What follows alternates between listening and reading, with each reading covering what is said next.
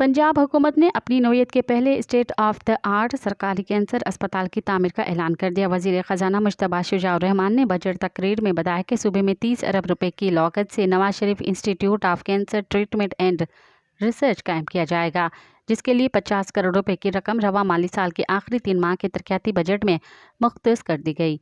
10 अरब रुपए की लागत से सरगोदा शहर में अमराज कल्ब के आला मयार का जदीद अस्पताल Nawaz Sharif institute of cardiology कायम किया जाएगा। अमराज कल्ब के अस्पताल के लिए रवा माली साल के आखिरी 3 माह में 20 करोड़ रुपए रखे जा चुके हैं।